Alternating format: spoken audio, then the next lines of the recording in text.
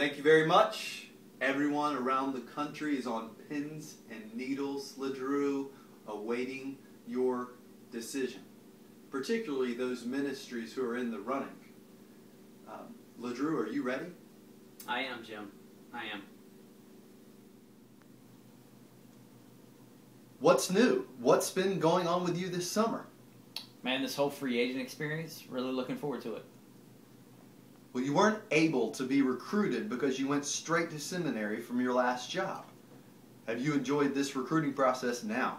Well, it was good. LeDrew Hill has to do what's best for LeDrew Hill. I wanted to listen to all the options and hear all the pitches. How many people know your decision right now? Not many.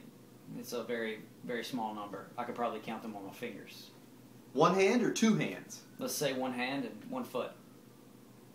What about when did you decide? This morning, I woke up and I had this great conversation with my daughter, and once I had that conversation with her, I think I was set. So the last time that you changed your mind was yesterday? The last time I changed my mind was probably in my dreams. I was dreaming about Bojangles chicken and biscuits and that dirty wild rice, and I was thinking about how my life is wild and dirty, just like that rice, but that it tastes so good. So when I woke up this morning, I knew that it was the right decision. Who in this process, LeDrew, who have you taken advice from and who has had the biggest influence? I would say Joel Osteen. Do you have any doubts about your decision? I do not, Jim. What about, are you still a nail biter? You tell me. Well, you've had everyone else biting their nails, so I guess it's time for them to stop chewing. The answer to the question everybody wants to know. LeDrew, what is your decision? This fall, this is tough. This fall, I'm going to be taking my talents to Northwest Guilford County and to Greensboro, North Carolina to join the Church of the Redeemer. Church of the Redeemer, that was the conclusion you made this morning. That was my conclusion. Why? What was the major factor in your decision? Well, Jim, I really wanted to work somewhere close to a Bojangles, and this puts me in the best position to get that 32-ounce sweet tea for only 99 cents every single day. Now that you've made your decision, LeDrew, are you going to start growing a soul patch? I don't know. I mean, I used to have a soul patch, but I cut my wife's lower lip, and so we're going to have to see about that one.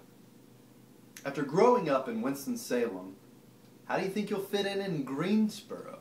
Well, it's not about me fitting in. It's about the city fitting in around me. Like I said, LeDrew Hill has to do what's best for LeDrew Hill. It's about the city of Greensboro and the Church of Redeemer fitting in around me to be the best that we can be together. What about your mamaw? How do you explain this to your mamaw moving out of her basement?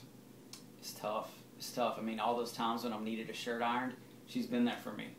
And when she goes to Harris Teeter on Senior Citizens Thursdays, I know there's always going to be fresh milk in the fridge. So it's tough leaving. She's a special lady.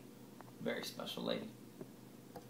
Well, there's your answer, ladies and gentlemen. There's definitely a lot to digest. In all seriousness, Natalie and I are so excited that we finally made a decision and so excited about moving to Greensboro and partnering with the Church of the Redeemer. It's an Anglican church. It's part of the Anglican Mission in America, or AMEA for short.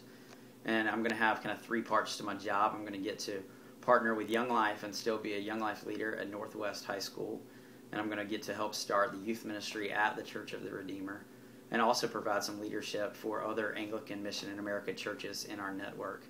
We're really thankful and hope to be moving in late August and starting early September around there. Thanks for your prayers and support.